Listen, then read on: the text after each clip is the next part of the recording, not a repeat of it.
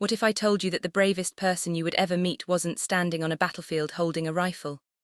What if I told you the most courageous act you would witness in your lifetime wouldn't be performed by a soldier or a police officer or a firefighter in a shiny truck with sirens screaming through the streets? What if I told you that sometimes the people who change everything are hiding in plain sight, walking through ordinary parking lots on ordinary Tuesday mornings, wearing cargo shorts and faded ball caps, with nothing more than a dog at their side and a quiet conviction burning in their chest? Well, that is exactly what happened on a Tuesday morning in October, in a quiet shopping center parking lot in Oceanside, California, when a retired Navy SEAL walking his German Shepherd witnessed something that would break his heart, and then put it back together in ways he never imagined. In today's video, you are going to discover how one man's military training, one dog's ancient instincts, and one woman's quiet dignity combined to create a chain of events that would go viral within 48 hours and inspire a national conversation about the kind of heroism that doesn't require a uniform, doesn't require recognition, and doesn't require anything else except the basic human willingness to stand up when everyone else is standing by watching. But before we get into the heart of this story, make sure you smash that like button right now, because the ending of this story will stay with you for the rest of your week, possibly for the rest of your life. And then ask yourself this question, because I genuinely want to know your answer. Have you ever witnessed someone being treated like they were less than human and wished you had the courage to step in?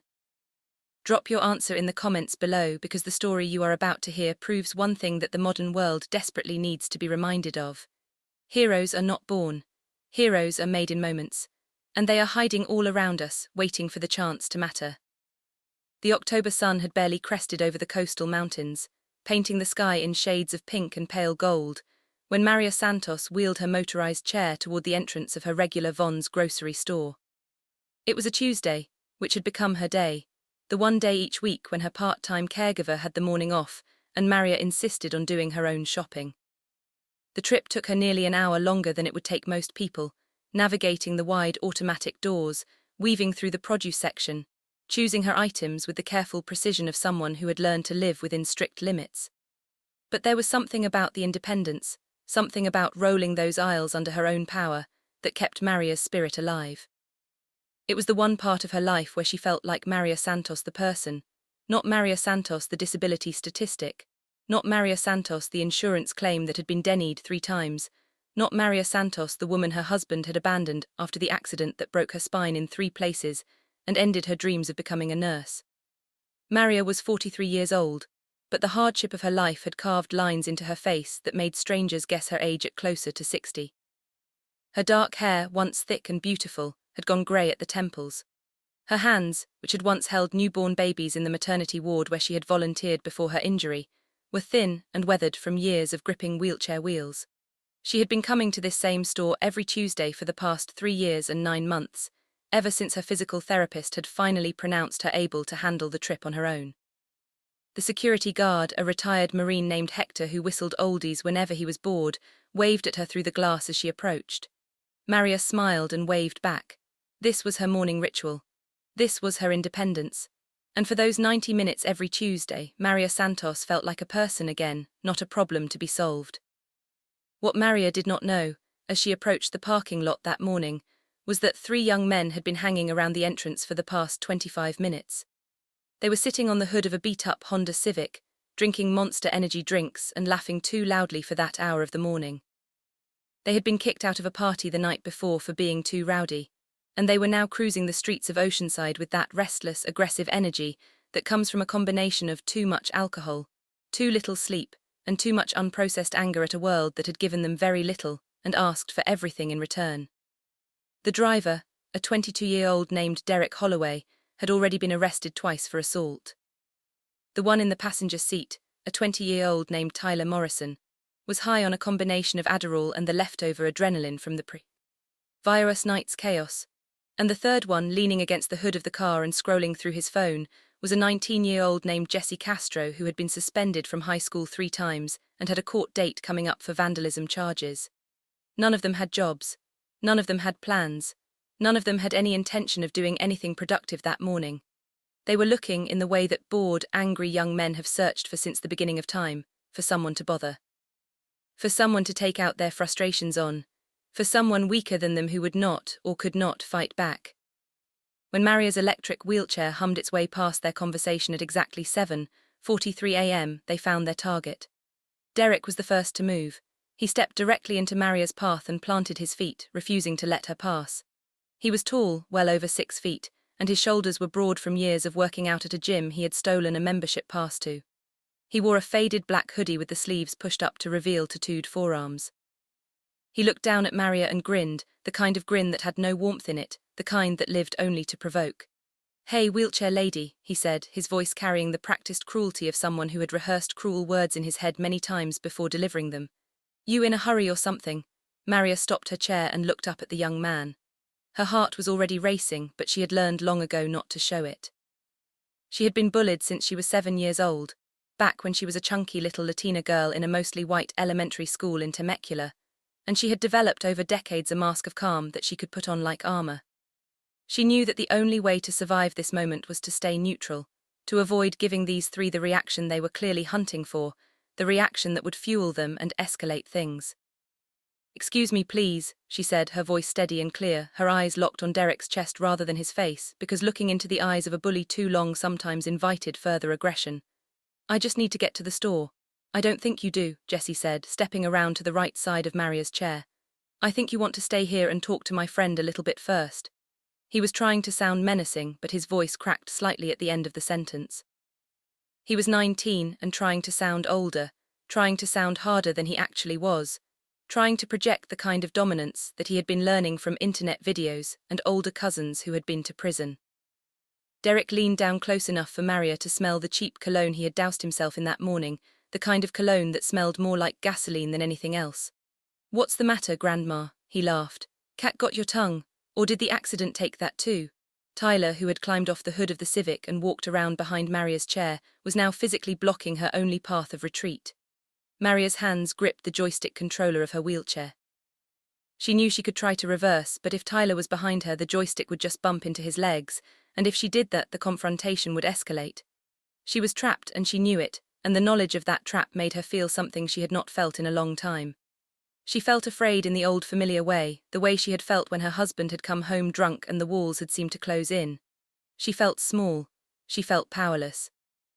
She felt like the 7-year-old version of herself who had been cornered in the school bathroom by 3 other girls who wanted to steal her lunch money. And in that moment, in that 7:43 a.m. moment in that parking lot, Maria Santos felt the entire weight of her disability, her abandonment, her poverty, and her loneliness settle on her shoulders like a physical thing. But here's what these 3 young men did not know. They did not know that 32 feet away, standing beside a red Toyota Tacoma pickup truck, a man had been watching their entire performance with the kind of focus that most people reserve for life-threatening emergencies. That man was Marcus Cole. And what was about to happen next would change not just Maria's life, but the lives of every single person standing in that parking lot that morning, including the 3 young men who thought they were the ones in control. Marcus Cole was 38 years old, and he stood exactly 6'2". His build was the build of a man who had spent 12 years carrying 100-pound rucksacks up mountains in Afghanistan, who had done hundreds of push-ups and pull-ups every day for over a decade, who had learned to survive on 6 hours of sleep and 1 meal a day for weeks at a time in conditions that would have killed most men. His hair was still cut in the high and tight style that military men never quite let grow out, even years after their last haircut at a forward operating base. His face had the kind of weathered, squared-off look that comes from years of exposure to sun and sand and wind, and the kind of stress that leaves permanent marks. His eyes, however, were the giveaway. Anyone who had served in combat has eyes that look just slightly different from civilian eyes. There is a calmness in them, a kind of stillness that comes from having stared down genuine mortal danger and walked away from it. Marcus had received a Bronze Star with Valor for actions during a 2014 firefight in the Helmand province. He had received a Purple Heart for shrapnel wounds he had sustained in the same engagement. He had completed over 400 combat missions in his 12 years with SEAL Team 7. He had survived an IED blast that had killed the 2 SEALs standing closest to him. He had watched friends die in his arms. He had held the hands of dying men and promised them that he would tell their families that they had died brave. He had seen things and done things that most civilians would never be able to imagine. But on this particular Tuesday morning in October, Marcus Cole was not a decorated Navy SEAL.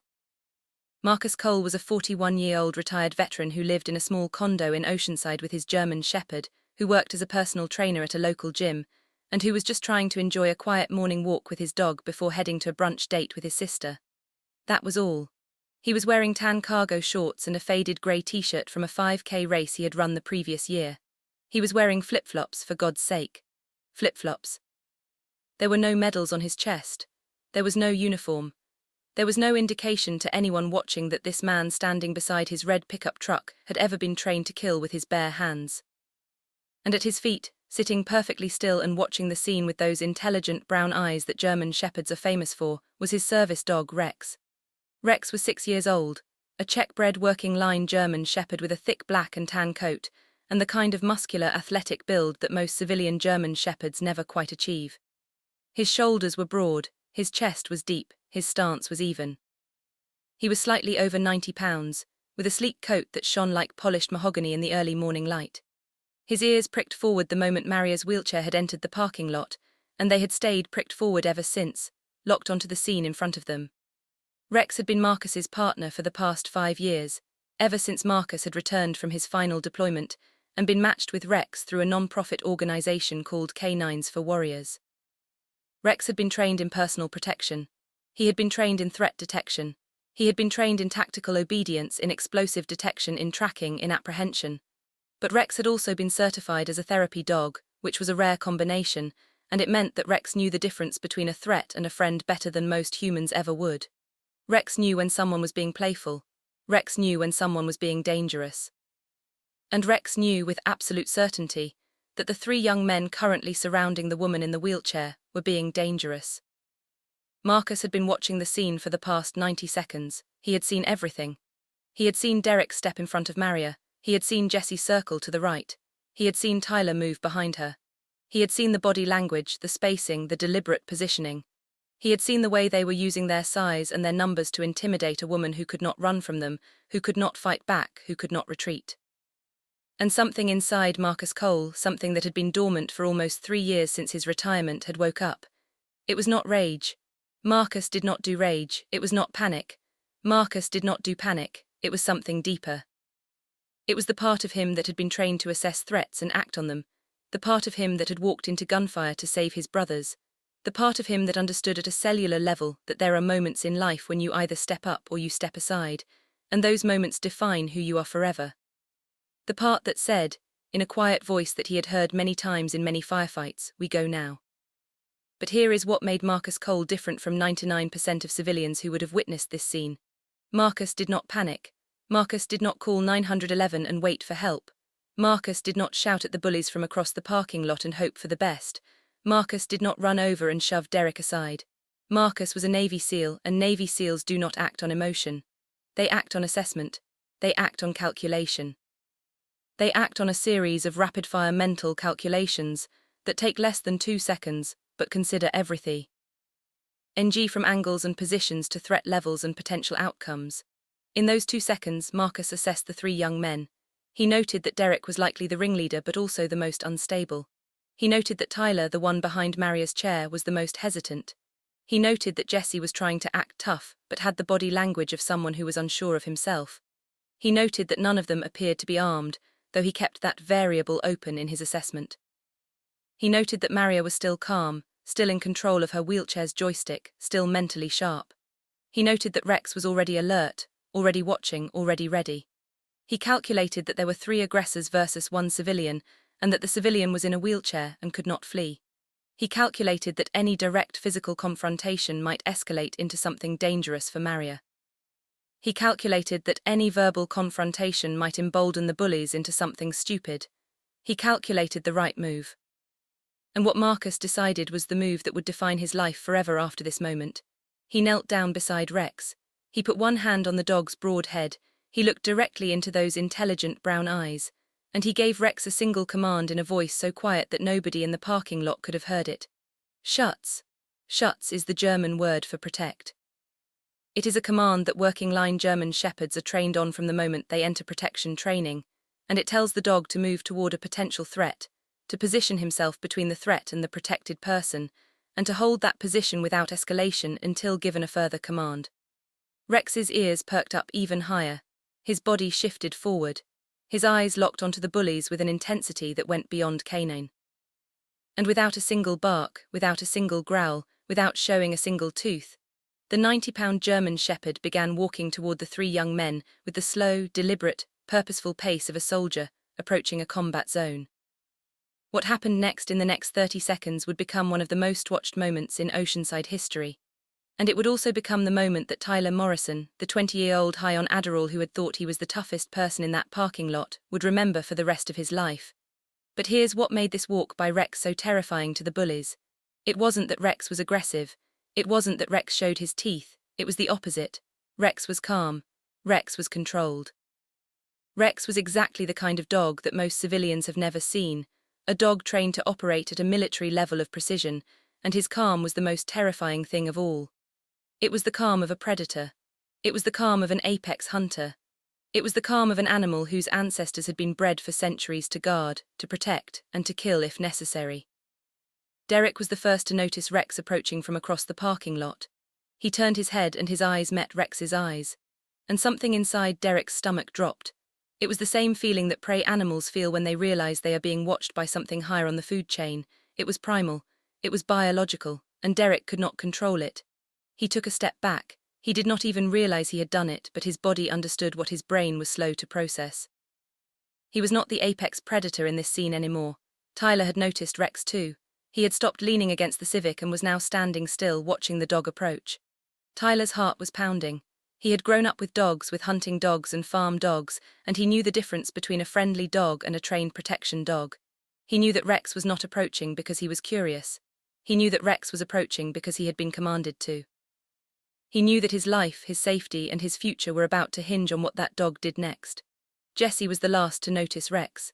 Jesse was still trying to make eye contact with Maria, still trying to intimidate her, still trying to feel powerful in the way that bullies feel powerful when they have someone cornered. But then Jesse heard the soft padding of Rex's paws on the asphalt, and his head turned. And there was Rex, 15 feet away, 10 feet away, 7 feet away, walking with that slow, controlled pace, those brown eyes locked on Jesse's hand, which was resting on the armrest of Maria's wheelchair. Rex was not looking at Jesse's face. Rex was looking at Jesse's hand. Rex was telling Jesse in the universal language of canines that if that hand moved 1 inch in a threatening direction, it would be the last hand to ever move that way. Rex came to a stop. He stood directly beside Maria's wheelchair, just inches from where Jesse's hand was resting. He did not growl, he did not show his teeth, he simply stood there. He stood there like a statue. He stood there like a soul. Deer at attention. He stood there with his shoulders squared, his head held high, his ears pricked forward, his brown eyes locked on the three young men with the kind of pure, unwavering focus that only working dogs possess. And the effect on Jesse, Tyler, and Derek was immediate and profound. None of them could move. None of them could speak.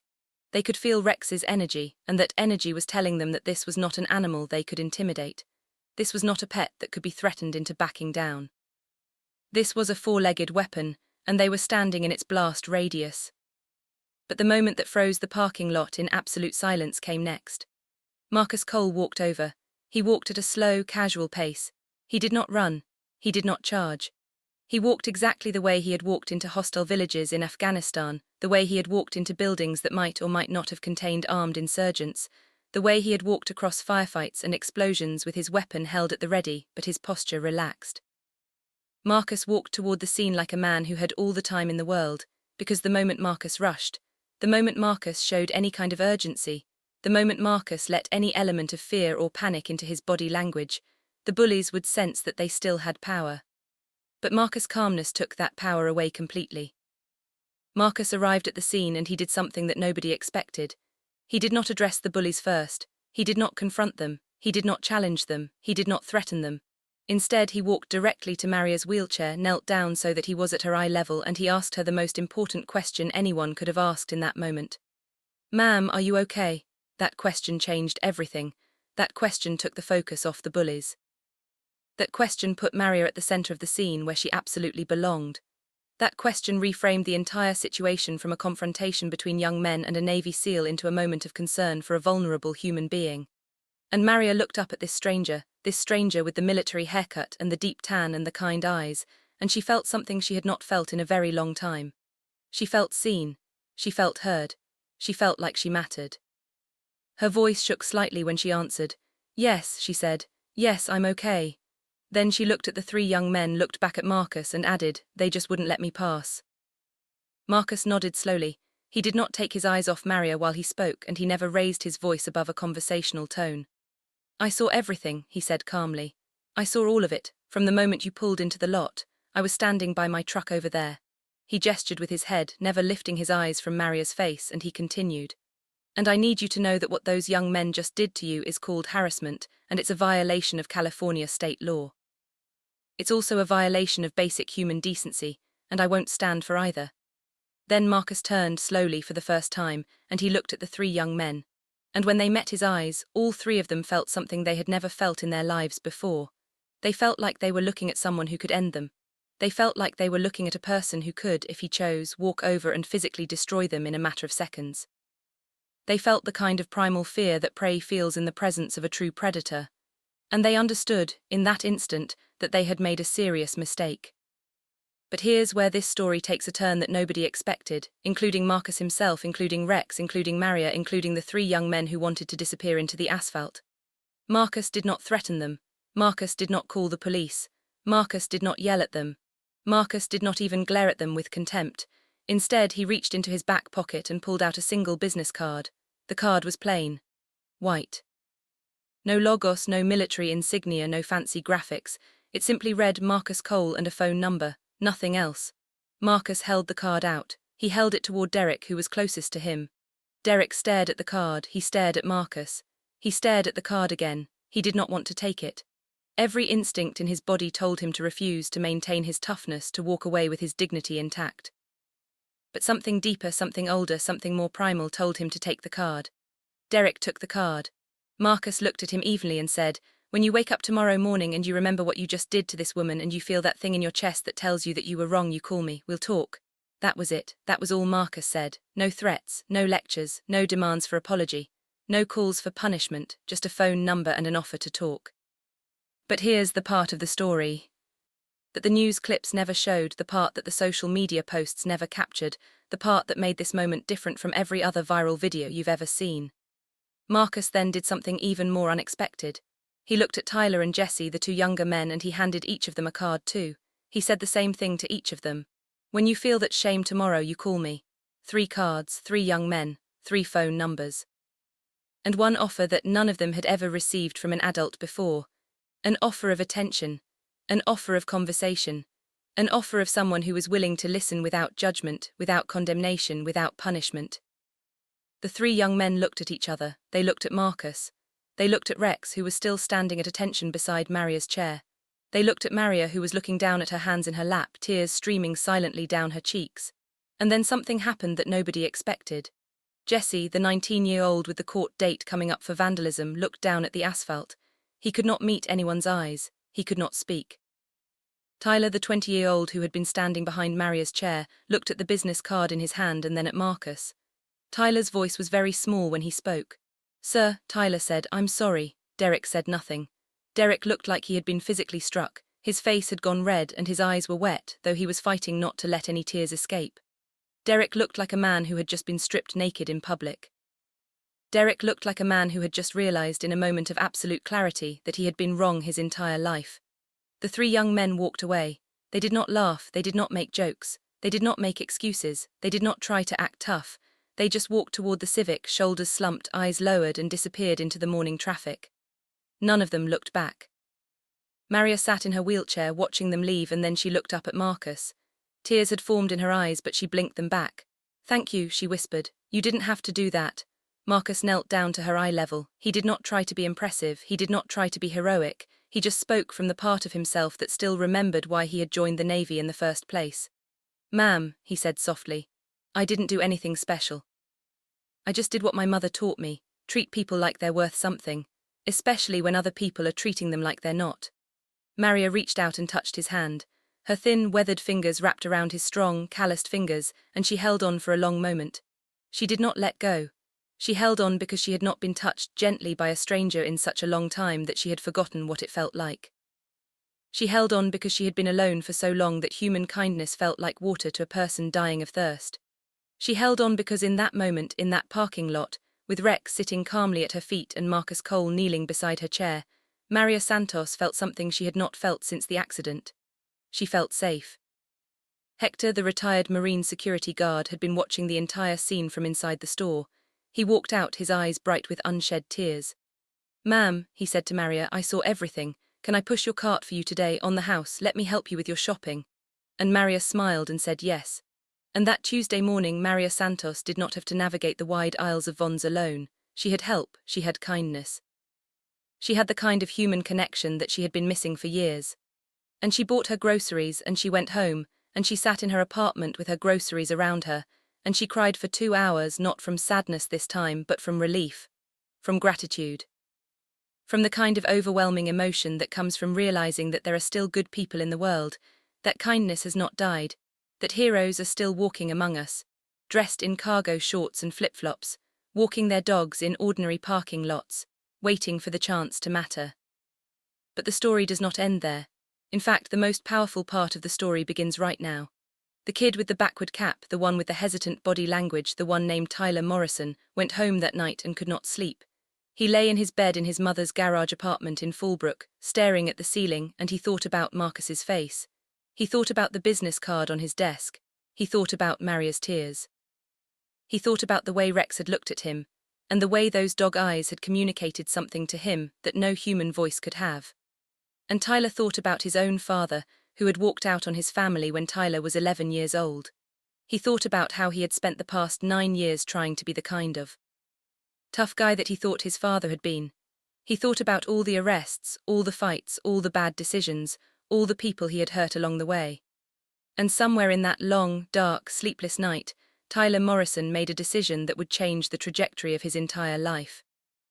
The next morning, Tyler picked up his phone. He dialed Marcus's number, and when Marcus answered, Tyler said just 5 words before he broke down completely into tears. "Sir, I'm so sorry." Marcus was quiet for a long moment. Then he said, "Son, I'm glad you called. I want you to do me a favor." "What is it, sir?" Tyler asked. "Meet me at the Black Horse coffee shop on Mission Avenue at 4 o'clock today. Buy yourself a coffee, sit down, and let's just talk." Tyler showed up at 4 o'clock. He sat across from Marcus and they talked for 3 hours. Marcus did not lecture Tyler. Marcus did not try to fix Tyler. Marcus did not judge Tyler. Marcus just listened. Marcus asked questions about Tyler's life.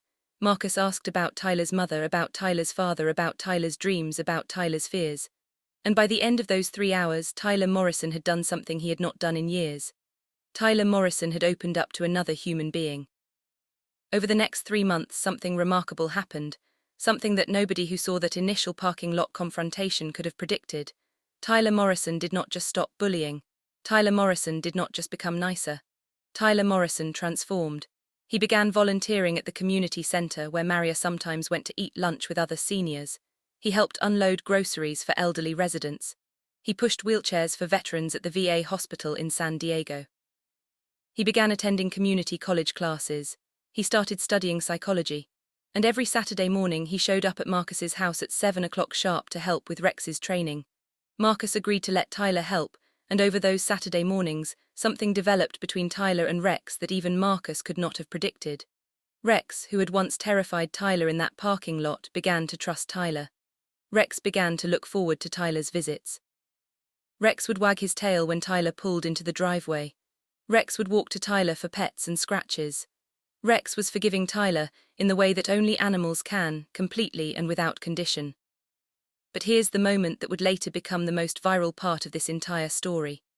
One afternoon, about 4 months after the parking lot incident, Tyler showed up at the community center to volunteer, and there was Maria, sitting alone in the corner of the cafeteria with a tray of untouched food in front of her. Tyler walked over. He sat down across from her.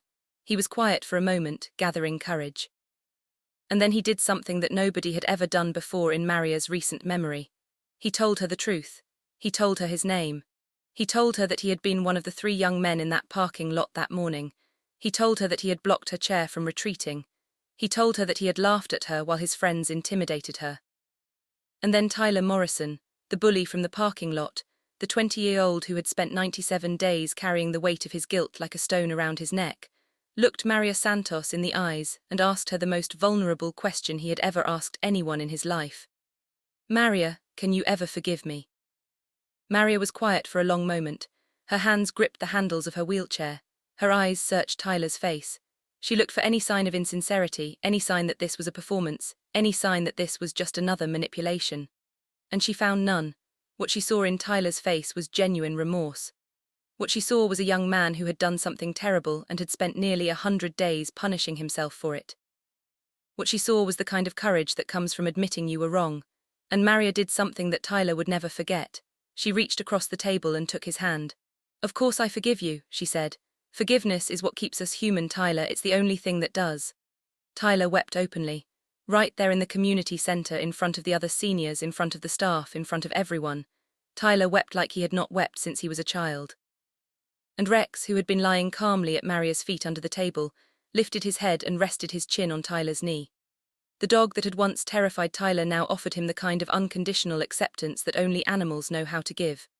And Tyler put his hand on Rex's head, and he petted him, and the three of them stayed like that for a long time, in that quiet corner of the community center, holding hands and finding some small measure of peace. A friend of Marcus's, who worked as a producer at the local NBC affiliate, heard about what had happened in that parky. NG Lot. She had been out for a morning walk with her own dog that same Tuesday, and she had seen the aftermath from across the street. She had seen Marcus kneeling beside Maria's chair. She had seen the three young men walking away. She had not known the full story at the time, but when she heard about Tyler's transformation and Maria's forgiveness, she knew this was something bigger than a local news story. She called Marcus and asked if Marcus would consider being interviewed. Marcus hesitated. He told her that he was not a hero. He told her that he had just done what anyone should have done. But the producer convinced him that the story wasn't really about him. It was about what happens when one act of courage creates a ripple effect that spreads far beyond the original moment. It was about Maria's dignity, and Tyler's redemption, and Rex's loyalty, and the small business cards that had become symbols of a different kind of intervention, the kind that didn't require fists or police or handcuffs. Marcus agreed to the interview, but only on one condition. Maria and Tyler had to be part of the story. Marcus said, "Our stories are connected. We all learned something from that morning. The world deserves to hear all three of us." The story aired on the local evening news exactly 6 weeks after the incident. The anchor, a woman named Sarah Chen, introduced the segment with the words, "Tonight we bring you a story about courage, redemption, and the kind of heroism that doesn't require a cape or a uniform. It's the story of an oceanside community that came together in an ordinary parking lot on an ordinary Tuesday morning, and what happened next will restore your faith in human nature." Within 24 hours of the broadcast, the clip had been viewed over 2 million times on the station's website and social media channels. Within 48 hours, that number had grown to over 14 million views across all platforms. Within 1 week, the story had been picked up by every major news outlet in the country.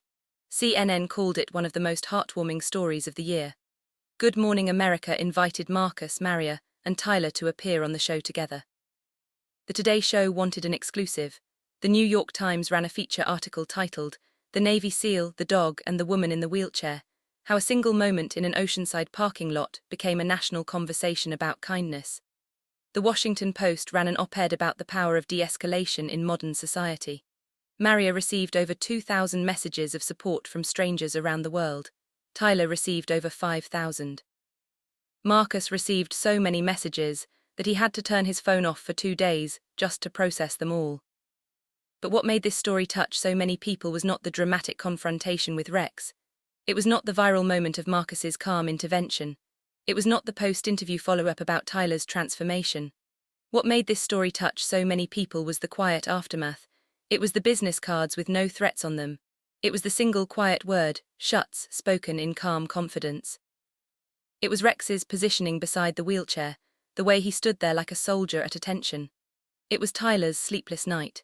It was Maria's forgiveness offered without hesitation. It was the way that one moment of courage created a chain of events that kept transforming long after the cameras stopped rolling and the crowd moved on. This was not a story about a Navy SEAL who defeated bullies with violence. This was a story about how kindness, offered at exactly the right moment, can change the trajectory of a human life.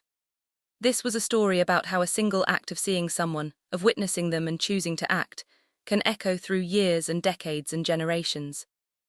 Marcus was asked in one interview what he had been thinking about when he gave Rex that protection command. He was quiet for a moment, and then he said something that captured the heart of everything this story represented. He said, "I wasn't thinking about the Navy. I wasn't thinking about my training. I wasn't even thinking about Rex specifically. I was thinking about my grandmother, who had passed away 5 years before this happened. I was thinking about how my grandmother taught me, every single day that I was growing up, that every person you meet is fighting a battle you know nothing about. That woman in that wheelchair was fighting a battle. She had been fighting it for years. And she deserved someone to fight with her, even just for a moment. That's all I did. I just stepped into her battle for 90 seconds and Rex did the rest." Maria was asked a similar question in her own interview. She was asked what she had been thinking when Marcus first approached her. She smiled and said, "I was thinking about my mother. My mother used to tell me that angels walk among us, and most of the time they don't have wings. Sometimes they have dog teeth. Sometimes they have 4 legs and a wet nose, and sometimes they appear just when you need them most, and then they fade back into the crowd before you ever get to thank them properly. Marcus wasn't a stranger to me that morning. He was the angel my mother had always promised me would show up. He just happened to be wearing flip-flops and carrying a business card." Tyler Morrison still volunteers at the community center in Oceanside. He has logged over 700 hours of community service in the past 2 years since that morning. He is currently studying social work at Cal State San Marcos, and he plans to specialize in working with at-risk youth. He told a reporter last year that he thinks about that parking lot every single day. He said, "That German Shepherd could have torn me apart if Marcus had given the word. He could have ended me in that parking lot, but Marcus didn't give that word. Marcus gave me a business card and told me to call him when I felt ashamed. That choice he made, the choice to give me opportunity instead of punishment, shaped everything I am now. If Marcus had called the police that morning, I would have gone to jail. If he had yelled at me, I would have yelled back. If he had hit me, I would have hit back. But instead, he saw something in me that I didn't even know was there. He saw someone who could become better. And he didn't give up on that version of me, even when I had given up on myself." And Rex is still living the good life with Marcus in Oceanside. He still goes on those morning walks through that same shopping center parking lot, the same lot where the incident happened. He still wears his tactical harness with the small embroidered patch that reads, "Service dog, not a pet." He still has that intense, intelligent gaze that once made 3 bullies reconsider their entire approach to life. But here's the part that gets me every time I tell this story. Rex is now 11 years old. His muzzle has gone grey. His walks have gotten slower. He tires more easily now. And last month, when Tyler came to visit for one of their Saturday training sessions, Rex walked over to him slowly, sniffed his hand, and then lay down at Tyler's feet just like he had used to do with Maria on that first day at the community center. Animals don't forget. Forgiveness doesn't forget. Dogs don't forget the people they have decided to love. And the people who are brave enough to step in when no one else will, they don't forget either. Rex has spent his entire life as a partner, as a protector, as a loyal companion, and now, in his golden years, he is still doing exactly what he did in that parking lot. He is offering his presence. He is offering his calm. He is offering his heart. So what do we take away from all of this? What is the lesson that this story leaves us with? We take away the reminder that courage isn't always about fighting. Sometimes courage is about walking slowly toward trouble with a dog at your side. Sometimes courage is about handing a young man a business card instead of throwing a punch. Sometimes courage is about offering forgiveness to the very people who tried to break your spirit in a parking lot on a Tuesday morning. Sometimes courage is about being the kind of person who sees something wrong and decides, in that quiet moment of decision, that they are going to do something about it. And sometimes courage is about being the kind of person who is willing to be seen in their vulnerability, who is willing to admit when they have been wrong, who is willing to call a stranger and say, "Sir, I'm so sorry." All of those moments were moments of courage. Marcus was courageous. Maria was courageous. Tyler was courageous. And Rex was courageous in the way that only a dog can be, with his silent, focused, unwavering presence. If this story moved you, if it reminded you of someone you've seen or someone you've been, then I want to ask you to do something for me right now. Comment below with one word, just one word, that describes what you felt when you heard this story. I want to read every single one of them. I really do. If you know someone who needs to hear this story today, share this video with them. Sometimes the right video at the right moment changes everything. It can change a bad day into a hopeful one. It can remind someone that kindness still exists.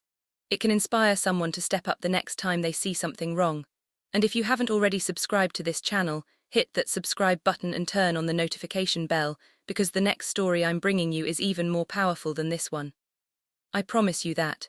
We tell these stories because they matter. We tell these stories because the world needs to be reminded that good people exist. We tell these stories because somewhere out there, right now, someone is being bullied in a parking lot, or in a school hallway, or in a break room at work, and they need to know that heroes are still walkie. NG among us, they just need to know what to look for. What would you have done if you had been Marcus in that parking lot that morning? Would you have stepped in? Would you have called the police? Would you have walked away? Comment below with your honest answer, because I genuinely want to know. And if you have ever been the person being bullied, if you have ever been the woman in the wheelchair, if you have ever been the kid who got cornered in the school bathroom or the parking lot, tell me your story. I read every comment. I really do. This channel is built on stories like this one. Stories about the heroes who don't make the front page. Stories about the dogs who love us without conditions. Stories about the strangers who show up at exactly the moment we need them most. Thank you for staying with me until the very end of this story. Thank you for caring about Maria and Tyler and Marcus and Rex. Thank you for believing that kindness still matters. I'll see you in the next video. And until then, keep being brave. The world needs more people like you. The world needs more Marcus Coles. The world needs more Maria Santoses. The world needs more Tylers who are willing to pick up the phone and say, "Sir, I'm so sorry." And the world needs more Rexes, dogs who love us without condition, who protect us without hesitation, who stay loyal to us even when we don't deserve it. Hit that subscribe button. Share this video with someone who needs to hear it today, and I'll see you very soon. Take care of yourselves, take care of each other, and never forget that heroes are hiding in plain sight all around us.